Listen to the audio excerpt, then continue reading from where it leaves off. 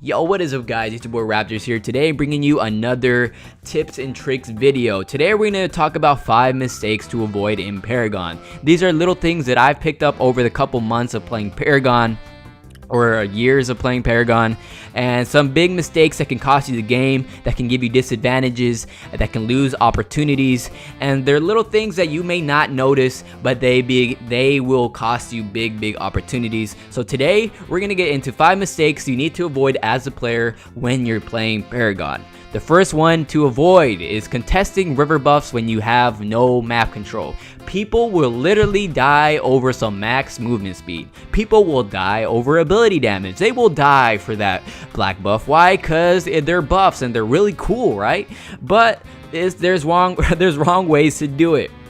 A reason you do not want to contest river buffs when you have no map control is because you're going to put yourself in a bad positioning. If all your lanes are pushed and you decide to leave your lane or to leave your carry for whatever reason because you want to get a river buff, most of the time when you go contest a river buff, the enemy team is going to have a better positioning on those river buffs because they have dominant map control. And when you go get that river buff, most of the time you're going to start a fight, you're going to start a little skirmish, or you're going to get picked off yourself. That's a bad way to contest a river buff. I always see my teammates doing this. I find myself doing this, and it's a bad habit to break. You need to break this habit. Do not contest river buffs when you have no map control. I don't care if it's a stealth buff. I don't care if it's a black movement speed buff or it's a freaking ability damage buff. Ask yourself this question: is ability damage more important than pushing this lane? Is getting this max movement speed buff more important than than being with my carry? Is this stealth buff a lot more better than me trying to ward my jungle?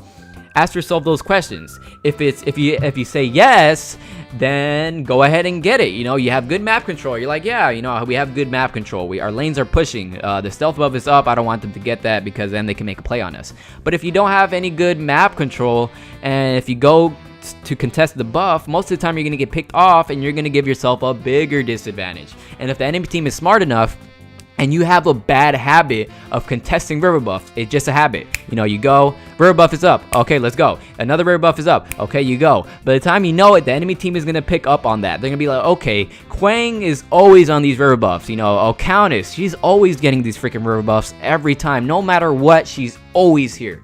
Every time. Every single time you're there. If the enemy team is smart enough, they will pick up on that. And they're going to be like, okay, river buffs are up. Most likely someone's going to go there. We have good map positioning. Okay, guys, let's rotate on this because I know Quang is always here for this river buff. Let's pick them off. Boom, boom, boom. 4v5. They got a numbers advantage. They push a lane. You lose an inhibitor. You lose a tower. You end the game because you wanted to contest a river buff because you decided that was a better opportunity for you. It's all about timing. You know, what is better? Do I push a lane? Do I ward? Do I farm up? I'm far behind. Or do I go contest this river buff that's going to give me a freaking buff for like 20 seconds? You know, ask yourself that question. So don't contest river buffs when you have bad map control, basically. Another big mistake to avoid in Paragon is chasing kills. This is a big no-no. Do not chase kills in any shape or form. Do not chase kills into an enemy jungle. Do not chase kills because they're low health. Do not tower dive to chase the kill when they're low health, okay? It's not the end of the world. If they're low health, they're going to have to go back to base, and they're going to leave their lane. That's going to give you room to push the lane. If they're jungling and you get your jungler to low health and if you run them away from the jungle, they're losing out on farm. Same with the carry. If it's too risky to chase a kill, then don't do it. Getting low HP from the enemy is most of the time works enough, and it gives you room to push a lane or to farm up or whatever. Why don't you want to chase kills? Because chasing kills gives you a closed-minded lens view. You're chasing a kill, that's all you're doing. You're chasing the kill, you have no map awareness, you're just chasing down the kill, and by the time you know it, the enemy team's gonna collapse on you. Why? Because you're giving yourself bad positioning. You're putting yourself in a vulnerable position. Because what's the logic behind chasing kills? If you're getting chased, you're running towards your teammates. You're running towards your side of the map, giving you better map control, giving your teammates to collapse faster than an enemy team.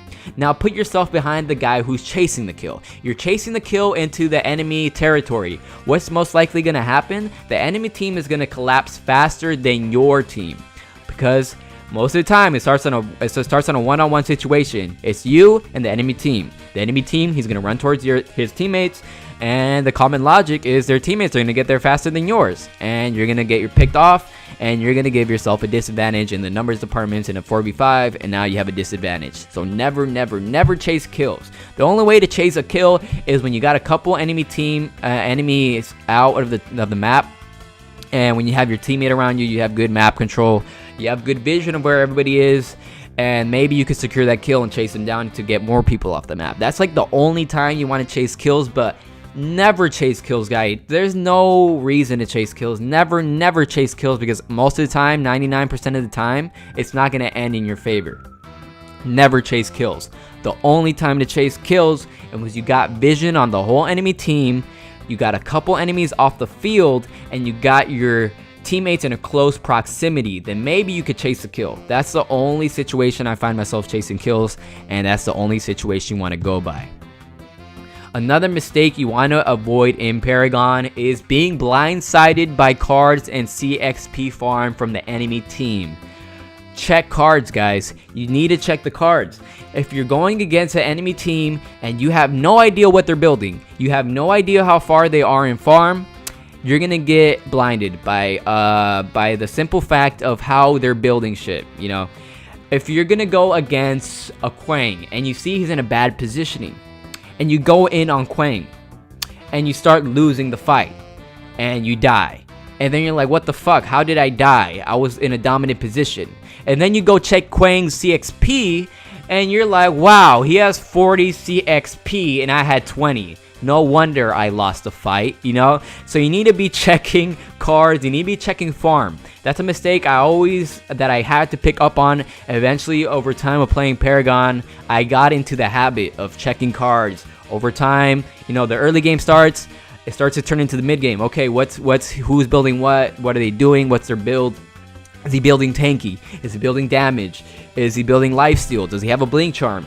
And this is so helpful in any shape or form. It's so helpful for any position you're playing. It allows you to see what the enemy team is building. Is basically you get to know what the enemy team is building, and that's a big advantage in my book. It's like a war tactic. If you know what your enemy strategy is, or how they're building their self or their little army up, then you could find an easy way to counter that. So always be checking what the enemy team is building, and ask yourself, how can you counter that, or who should we focus? Try to focus the squishier targets, because you know Greystone's building super tanky, and you know, and then we got Murdoch over here building super damage. So let's target Murdoch, you know. Ask yourself and look at the cards. See how you're doing in farm.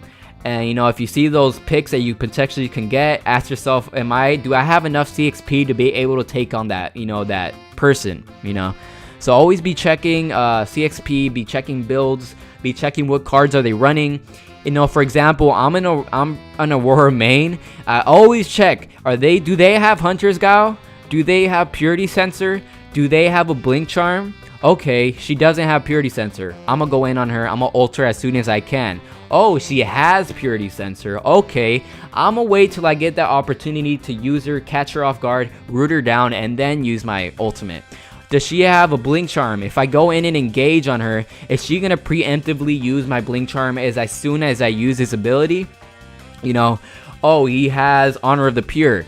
As soon as I do this certain move, he's going to activate it. I know he's going to activate it at that certain time. Let me read it out and let me counter that. So it's the same thing. Read out the builds, know how to counter them, know how to play against them. That's another big mistake you want to do, is being blindsided by not checking builds. Another really good one is ineffective warding.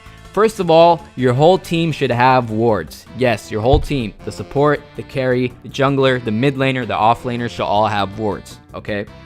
Especially if you're a carry playing solo queue, always get a ward. Do not depend on your teammates to protect you all the time, because sometimes, as you and I know it, we don't get really good teams that are really good at protecting the carry. Some are better than protecting the carry than others, and I've been in that situation.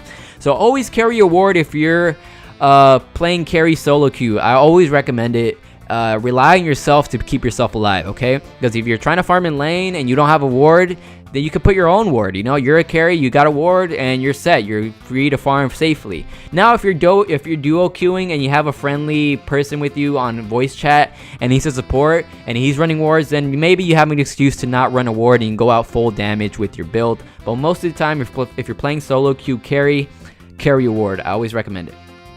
But now let's go to the ineffective warding part. So everybody on your team has wards, right? Learn to ward the right places. Do not ward directly behind a fog wall. That's a big no-no. Because if you directly ward behind a fog wall, the vision will be cut by half. By the time you know it, it will be too late to be able to react if somebody is coming to gank you. Because you're only going to get 1 second of response from that ward. So somebody's going to come in to carry, beep, beep, beep. The ward's going to go off. And they're already at your neck. Because why? Because you decided to ward right behind the fog wall, and the ward only caught them half the way down because you didn't ward it right. The correct way to ward behind a fog wall is really far behind the fog wall, or into the little bit deeper into the jungle or whatever. Try to ward a little bit deeper. Don't get into the habit. This is called lazy warding, guys. Just putting a ward like right behind the fog wall and you're going to push lane. Like, are you really in a hurry that much that you gotta farm this lane like right now? Like, oh my god, I don't have time. Let's just put the ward right there behind the fog wall. It's gonna bite you in the butt later if you're really careless about it. So always ward really good. Wards save lives, and that's a motto they say for a reason, because they do save lives. So ward when you have a chance and ward it correctly. Ward the Raptor camp is always a good source of CXP, especially when you start building lifesteal. If you see the enemy team is starting to build lifesteal, ward Raptor camps, because most of the time that's when they start to go for Raptor camps. Same thing with Or Prime. If they start to build lifesteal, they could sneak Or Prime, or they could do Or Prime really easily. So always ward Or Prime when they start building lifesteal. I always pick up on that. They starting to build lifesteal. Okay, let's ward Raptors now. Let's ward Or Prime now. Ward deep jungle wards are also really good, especially in the early and the mid game. If you have a deep jungle ward, you can sometimes catch the enemy jungler off guard when they're low HP, and most of the time that's an easy kill and you could get a pick off of that. So deep wards are really good for getting free picks off the jungler. They're also really good for seeing those early ganks coming before they even happen, so that's always good. Wards give yourself a good positioning. Wards allow you to get a good positioning before something goes down. So always ward effectively. Another big mistake to avoid is forcing unnecessary team fights in Paragon. What does it mean to force unfavorable team fights? Do not force a team fight when your lanes are pushed, okay? Do not force a team fight when you have a numbers disadvantage. Do not force a team fight when they have Or Prime. Do not force a team fight when your teammate is low HP. Do not force a team fight when your enemy or one of your allies is going back to base, okay? Those are ways you do not want to force a team fight. Do not force a team fight over a stupid river buff, okay? That's another big no-no. We always have fights over river buffs. If you notice, that's why Epic put river buffs in the game. They put river buffs in the game so people can die over them, so they can have team fights over them, which is really good. You know, it sets the pace of the game. But don't fall for that bait. Don't fall for that trick Epic has put there, okay? Do not get a river buff if you don't have map control. It is not worth it. And you're basically like, you know, you're chasing a bait. You know, like, oh, river buffs are up. Let's go contest it. I have no map control, but let's go get it. By the time you know it, you're starting a team fight because you don't have favorable positioning. The enemy team's gonna collapse on you faster than your team, and you're gonna lose a team fight, and you forced a team fight over river buffs, and now you're at a disadvantage, or you lost the game because you wanted to get a river buff.